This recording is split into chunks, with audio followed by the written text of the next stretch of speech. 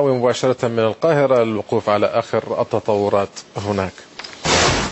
أمل، أهلا بك. كيف تصفين الأجواء الآن في القاهرة تحديدا في ميدان التحرير حيث تتواجدين الآن؟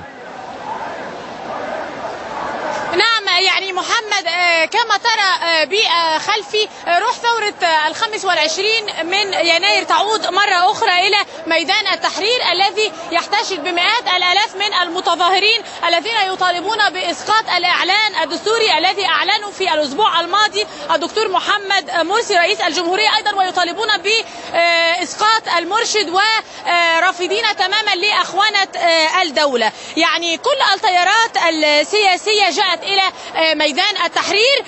إذا سألت أي متظاهر إلى أي الأحزاب ينتمي يقول لك أنا أنتمي إلى مصر، أنا مصري، وللحفاظ على هوية وعروبة هذا الوطن فأنا جئت اليوم للتظاهر. نحن مصريون أولا وأخيرا. كانت هناك اشتباكات في محيط السفارة الأمريكية، وهي محمد يعني قريبة جدا من ميدان التحرير.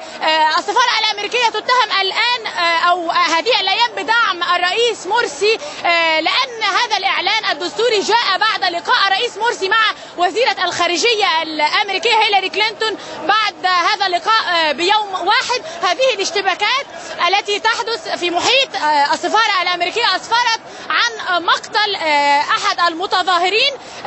قيل إنه مات وتوفي بسبب طلقات أو الغاز المسيل للدموع الذي مات على إثره من الاختناق، ولكن التلفزيون الرسمي قال إنه مات إثر أزمة قلبية حادة. يعني للمزيد من التفاصيل وإلقاء الضوء على ما يحدث في ميدان التحرير معي الأستاذ أحمد عبد ربه الكاتب والمحلل السياسي لإلقاء الضوء على ما يحدث في الميدان.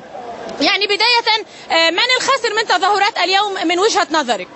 بالطبع الخاسر الاول جماعه الاخوان المسلمين التي عاندت مع الشارع المصري والشعب المصري، وصمم الدكتور محمد مرسي ان يكون ديكتاتورا اخر، مش بس دكتاتور، كمان اكتر من ديكتاتوريه مبارك في ظرف 4 شهور. اعتقد انه اذا كان يريد تمكين جماعه الاخوان من السلطه بشكل حقيقي كان عليه ان ينتظر مدى اكبر لكي يحاول هذه المحاوله، لكنه عجل بهذه المحاوله، فعجل بنهايته الثوريه وخروج الملايين في شوارع مصر اليوم للمطالبه برحيله او على الاقل اسقاط هذا الاعلان الغير دستوري الذي حاول اصداره وتمريره في ظروف غريبه جدا خلال الايام الماضيه. يعني أستاذ أحمد، لماذا يصر الرئيس مرسي وجماعة الإخوان المسلمين على إصدار الإعلان الدستوري والإبقاء عليه؟ ظن الإخوان المسلمين أنهم الآن في مرحلة تمكين وأنهم استطاعوا إخماد الثورة وإخماد الثوار، وهذه اللحظة الحاسمة بالنسبة لهم للتمكين من إدارة الدولة الآن وإلى الأبد. لكن خرج الثوار كما شاهدنا بالملايين للقول لهم الثورة مستمرة ولن نقبل بديكتاتور جديد. خرجت الثورة وقدمت دماء ضد الدكتاتور مبارك وضد الدكتاتورية نفسها، فلا يمكن أن نقبل بديكتاتور جديد بعد هذه الثورة. وعليه أعتقد أنه الدكتور محمد مرسي سيتراجع قريبا عن هذا الإعلان الدستوري، أو سيلقى مصير المخلوع مبارك وسيدخل السجن مرة أخرى. أستاذ أحمد، يعني كيف ترى الحشد في ميدان التحرير وما الدافع وراء حضور هذا العدد الهائل؟ يعني نحن نرى ونشاهد مئات الآلاف، الميدان هو ممتلئ عن آخره. الدافع الوحيد هو حب مصر، الدافع الوحيد هو إنقاذ الدولة المصرية. الدولة تبنى على سلطات ثلاث، يجب الرئيس هو رئيس السلطة التنفيذية ولا يحق له أن يتدخل في هدم باقي المؤسسات والسلطات. الرئيس محمد مرسي استولى على السلطة التشريعية بموجب الإعلان الدستوري الذي أخرجه هو بنفسه بعد الإعلان الدستوري المكمل للمجلس العسكري، ثم حاول الاستيلاء وإلغاء السلطة القضائية من خلال الإعلان الدستوري الأخير، فهذا فيه هدم للدولة. على جانب آخر عدد من المعاهدات أو الاتفاقات التي وقعها مع الجانب الإسرائيلي بخصوص الهدنة بين الفلسطينيين والإسرائيليين. مصر ستتحمل تكلفة أي خرق للاتفاقية من جانب الفلسطيني. بموجب هذه الاتفاقية مصر ستتحمل أن يكون هناك أجهزة تصنت داخل الحدود المصرية بسيناء لمدى 6 كيلو متر تقريبا. مصر تتحمل قوات خاصة في الحدود، وهناك اتفاقية أخرى أو اتفاقية ثانية فيما يخص قرض من البنك من صندوق النقد الدولي.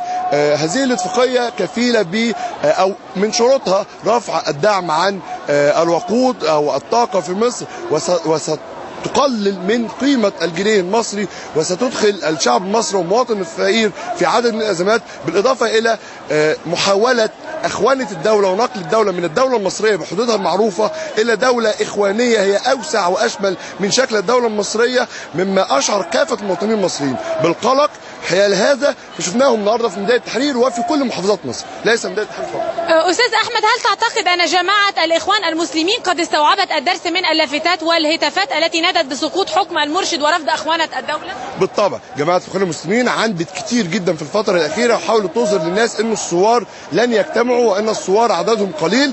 اليوم أظهرت الثورة قوتها من خلال ملايين من الثوار في كل ميادين مصر، ليس فقط فيه. لكن الحقيقة في قلق خليني أقوله أو ما يقلقني، أنه جماعة الإخوان المسلمين تشبه إلى حد كبير حزب البعث في سوريا أو نظام بشار الأسد، أنه متمسك بالسلطة، وإذا خرجت الثورة ضده بملايين سيحاربها من خلال ميليشياته ومجموعاته المنظمة من شباب الإخوان المسلمين. هذا ما نخشاه، وندعو الرئيس إلى الالتزام بالوطنية وعدم الحرب، وصول مصر إلى حرب أهلية ستغرق البلاد في عدم من الاستقرار وغيره. أستاذ أحمد عبد ربه، شكرا جزيلا لك على كل هذه الإضافات وكل هذه المعلومات، وعودة مرة أخرى إلى استوديوهاتنا بموسكو. نعم محمد.